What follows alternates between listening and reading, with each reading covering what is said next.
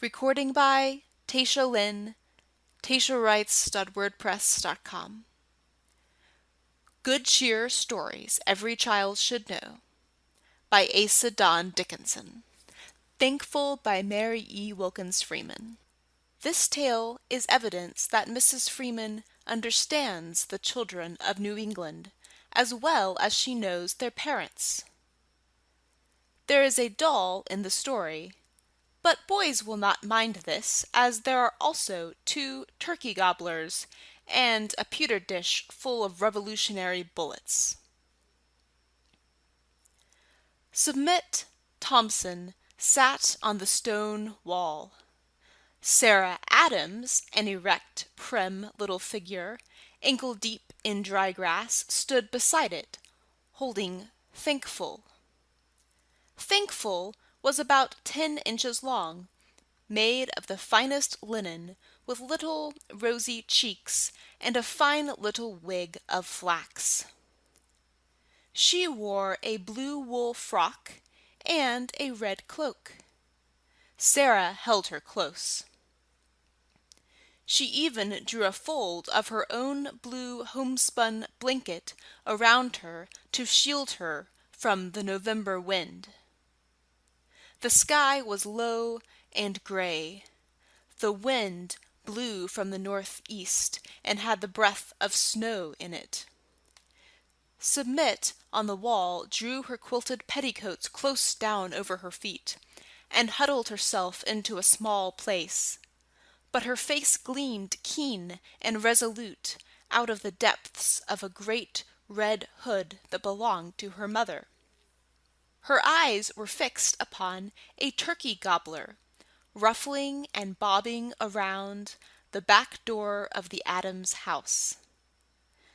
The 2 gambrel-roofed Thompson and Adams houses were built as close together as if the little village of Bridgewater were a city. Acres of land stretched behind them, and at the other sides, but they stood close to the road, and close to each other. The narrow space between them was divided by a stone wall, which was Submit's and Sara's trysting place. They met there every day and exchanged confidences. They loved each other like sisters. Neither of them had an own sister, but today a spirit of rivalry had arisen. The tough, dry blackberry vines on the wall twisted around Submit. She looked, with her circle of red petticoat, like some strange late flower blooming out on the wall. "I know he don't, Sara Adams," she said. "Father said he'd weigh 20 pounds," returned Sara in a small, weak voice, which still had persistency in it. "I don't believe he will. Our Thanksgiving turkey is twice as big. You know he is, Sara Adams." "No, I don't, Submit Thompson." "Yes, you do." Sara lowered her chin and shook her head with a decision that was beyond words. She was a thin, delicate-looking little girl, her small, blue-clad figure bent before the wind. But there was resolution in her high forehead and her sharp chin. Submit nodded violently. Sara shook her head again. She hugged Thankful and shook her head, with her eyes still staring defiantly into Submit's hood. Submit's black eyes in the depths of it were like 2 sparks. She nodded vehemently. The gesture was not enough for her. She nodded and spoke again. "Sara Adams," she said, "what will you give me if our turkey is bigger than your turkey?" "It ain't." "What will you give me if it is?" Sara stared at Submit. "I don't know what you mean, Submit Thompson," she said with a stately, puzzled air. "Well, I'll tell you. If your turkey weighs more than ours, I'll give you my little work box with the picture on top. And if our turkey weighs more than yours, you give me— What will you give me, Sara Adams?" Sara hung her flaxen head with a troubled air. "I don't know," she said.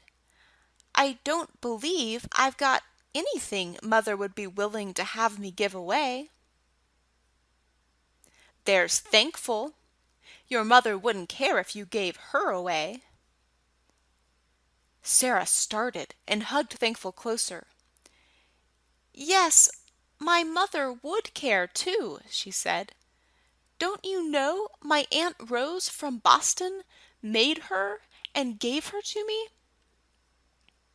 Sara's beautiful young Aunt Rose from Boston was the special admiration of both the little girls. Submit was ordinarily impressed by her name, but now she took it coolly.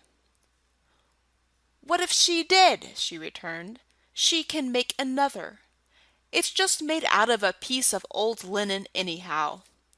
My work box is real handsome, but you can do just as you are a mind to." "You mean I can have the work box to keep?" inquired Sara.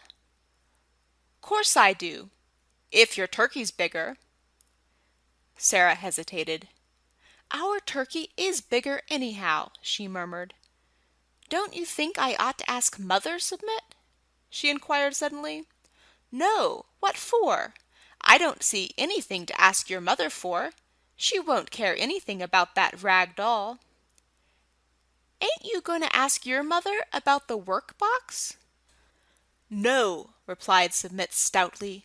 "It's mine. My grandmother gave it to me." Sara reflected.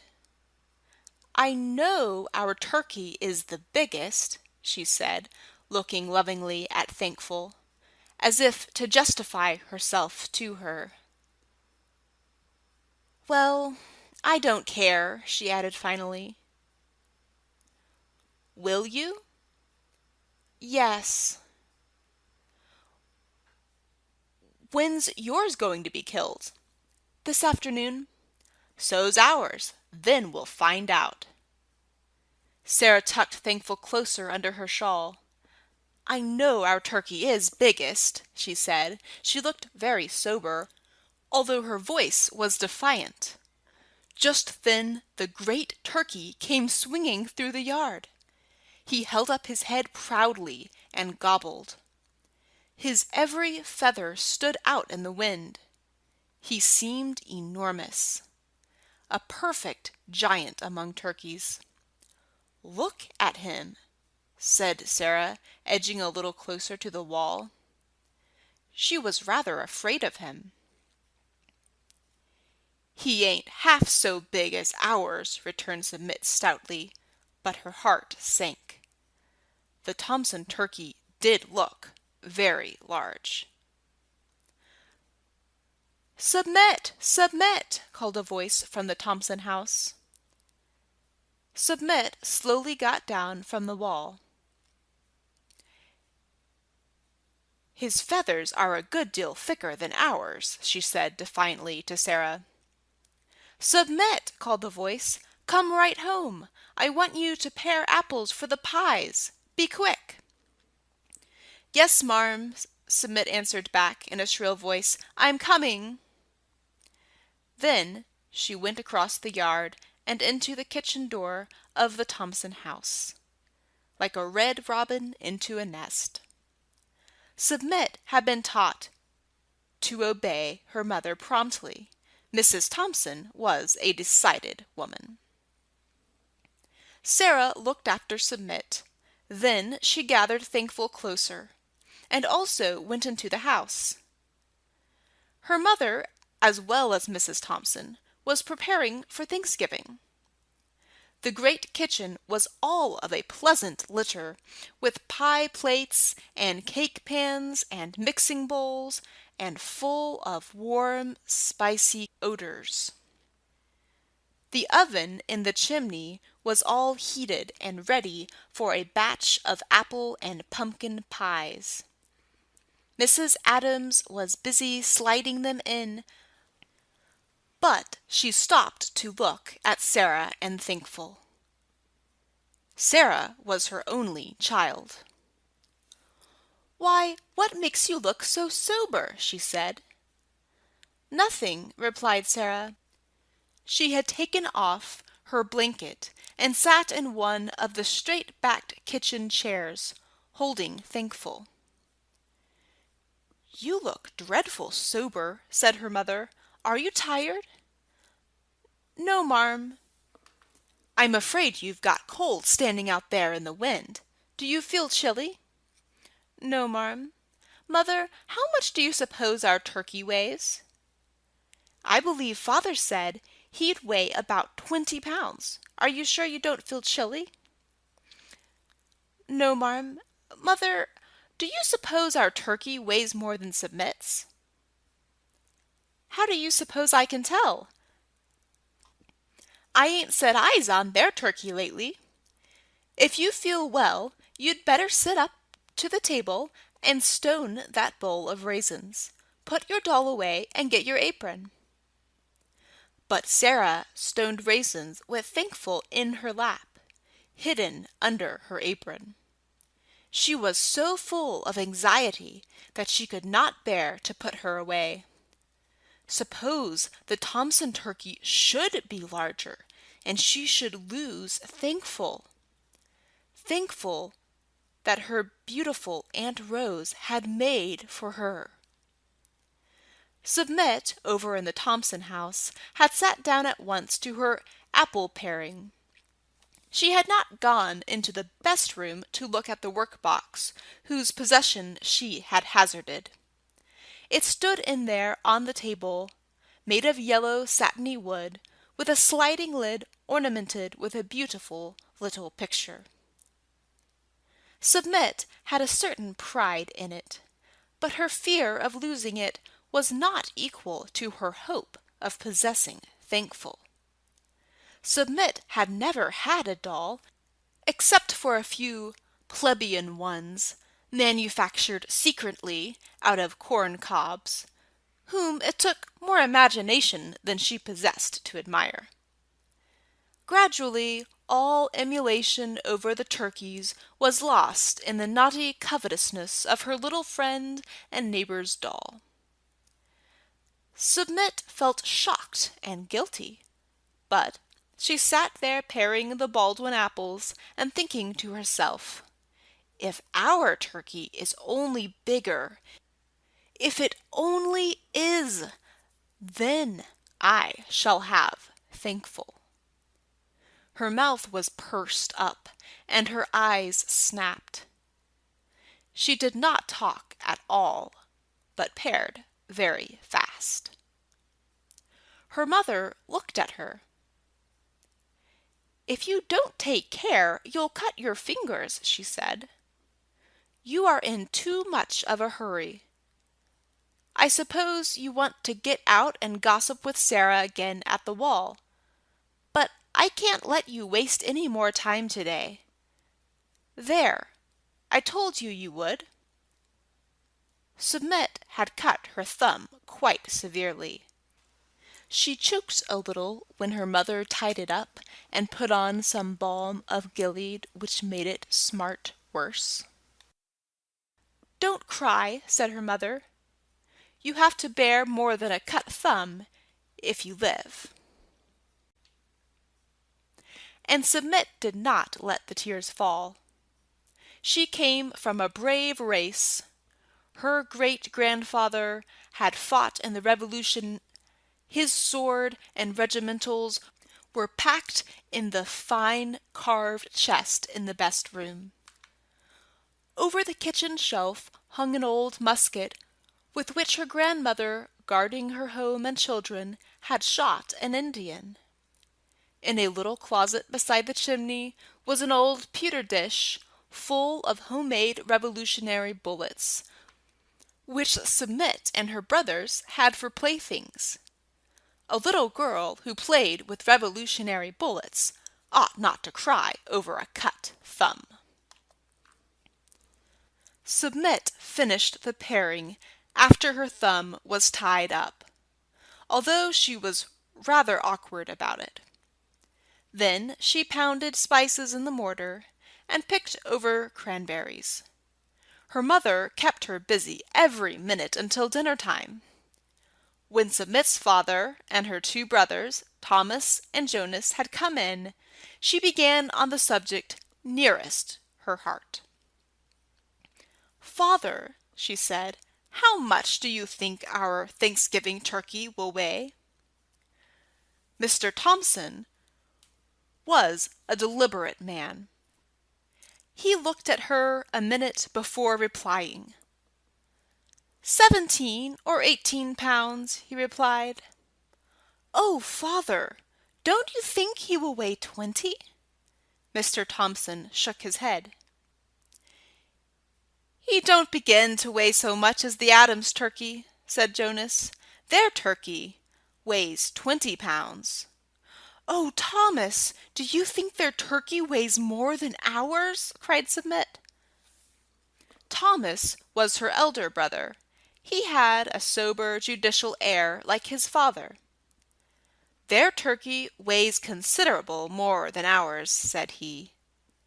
Submit's face fell.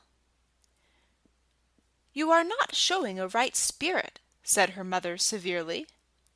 "Why should you care if the Adams turkey does weigh more? I am ashamed of you." Submit said no more. She ate her dinner soberly.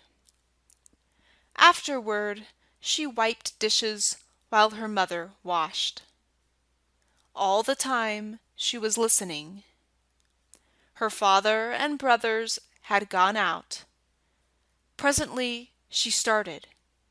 "Oh, mother, they're killing the turkey," she said. "Well, don't stop while the dishes are hot, if they are," returned her mother. Submit wiped obediently, but as soon as the dishes were set away, she stole out in the barn where her father and brothers were picking the turkey. "Father, when are you going to weigh him?" she asked timidly. "Not till tonight," said her father. "Submit!" called her mother. Submit went in and swept the kitchen floor. It was an hour after that when her mother was in the south room, getting it ready for her grandparents, who were coming home to Thanksgiving. They had been on a visit to their youngest son. That Submit crept slyly into the pantry. The turkey lay there, on the broad shelf before the window. Submit looked at him. She thought he was small. "He was most all feathers," she whispered ruefully. She stood looking disconsolately at the turkey. Suddenly, her eyes flashed and a red flush came over her face. It was as if Satan, coming into that godly New England home 3 days before Thanksgiving, had whispered in her heart. Presently, Submit stole softly back into the kitchen, set a chair before the chimney cupboard, climbed up, and got the pewter dish full of Revolutionary bullets. Then she stole back to the pantry and emptied the bullets into the turkey's crop. Then she got a needle and thread from her mother's basket, sewed up the crop carefully, and set the empty dish back in the cupboard. She had just stepped down out of the chair when her brother Jonas came in. "Submit," said he. "Let's have one game of odd or even with the bullets." "I am too busy," said Submit. "I've got to spin my stint." "Just one game. Mother won't care." "No, I can't." Submit flew to her spinning wheel in the corner. Jonas, still remonstrating, strolled into the pantry. "I don't believe Mother wants you in here," Submit said anxiously.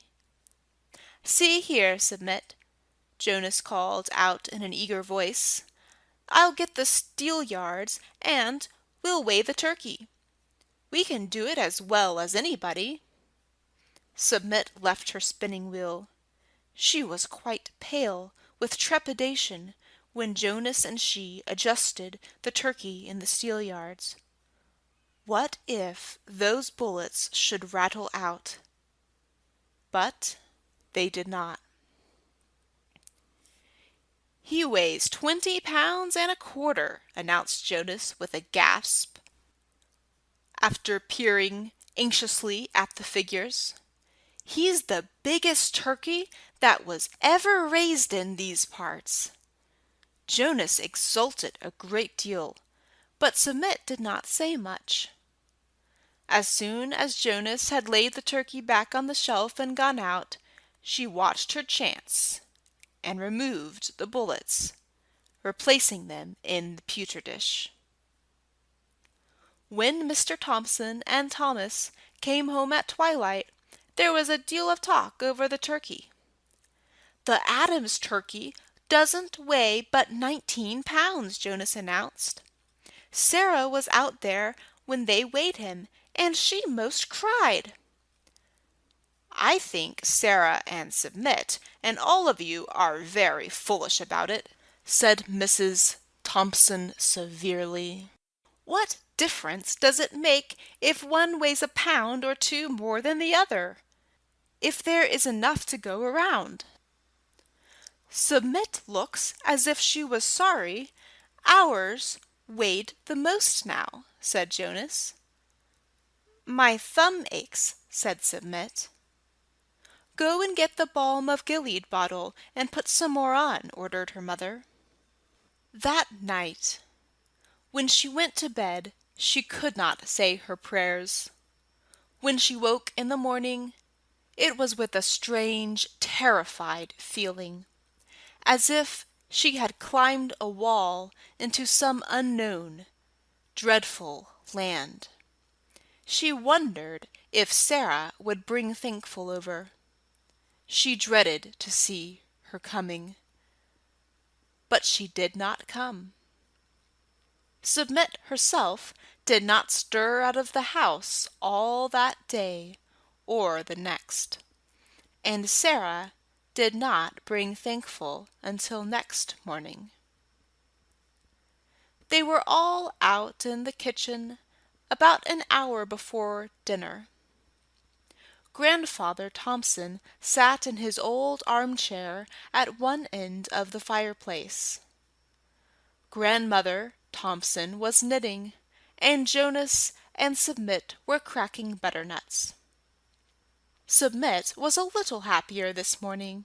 She thought Sara would never bring Thankful, and so she had not done so much harm by cheating in the weight of the turkey. There was a tug at the latch of the kitchen door. It was pushed open slowly and painfully, and Sara entered with Thankful in her arms. She said not a word to anybody, but her little face was full of woe. She went straight to Submit, and laid Thankful in her lap. Then she turned and fled with a great sob. The door slammed after her. All the Thompsons stopped and looked at Submit. "Submit, what does this mean?" her father asked. Submit looked at him, trembling. "Speak," said he. "Submit, mind your father," said Mrs. Thompson. "What did she bring you the doll baby for?" asked Grandmother. "Sara was going to give me Thankful if—" Our turkey weighed most, and I was going to give her my work box if hers weighed most," said Submit jerkily. Her lips felt stiff. Her father looked very sober and stern. He turned to his father. When Grandfather Thompson was home, everyone deferred to him. Even at 80, he was the recognized head of the house.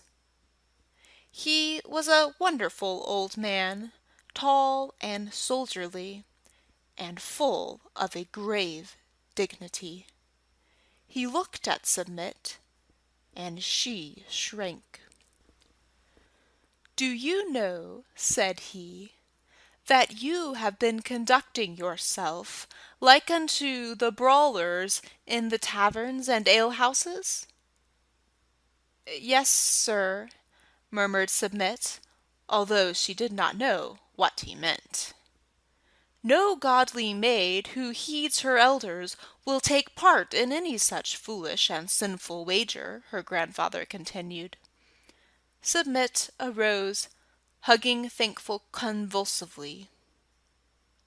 She glanced wildly at her grandmother's musket over the shelf. The same spirit that had aimed it at the Indian possessed her, and she spoke out quite clearly. "Our turkey didn't weigh the most," she said. "I put the Revolutionary bullets in his crop." There was silence. Submit's heart beat so hard that Thankful quivered. "Go upstairs to your chamber, Submit," said her mother. "And you need not come down to dinner. Jonas, take that doll and carry it over to the Adams house."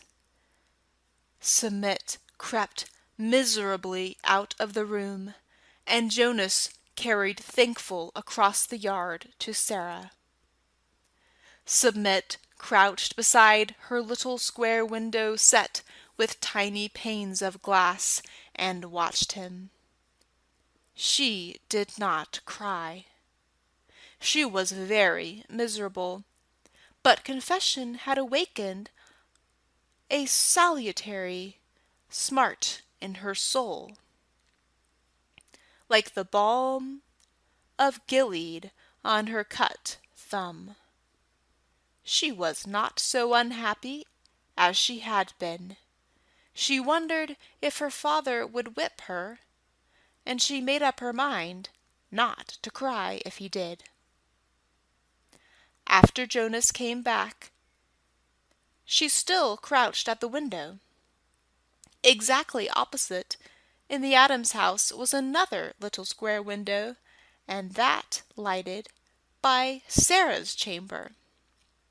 All of a sudden, Sara's face appeared there. The two little girls stared pitifully at each other. Presently, Sara raised her window and put a stick under it. Then Submit did the same. They put their faces out and looked at each other a minute before speaking. Sara's face was streaming with tears. "What you crying for?" called Submit softly. "Father sent me up here 'cause it is sinful to make bets, and Aunt Rose has come, and I can't have any Thanksgiving dinner," wailed Sara. "I'm wickeder than you," said Submit. "I put the Revolutionary bullets in the turkey to make it weigh more than yours. Yours weighed the most. If Mother thinks it's right, I'll give you the work box." "I don't want it," sobbed Sara. "I'm dreadful sorry you've got to stay up there and can't have any dinner, Submit." Answering tears sprang to Submit's eyes. I'm dreadful sorry you've got to stay up there and can't have any dinner, she sobbed back.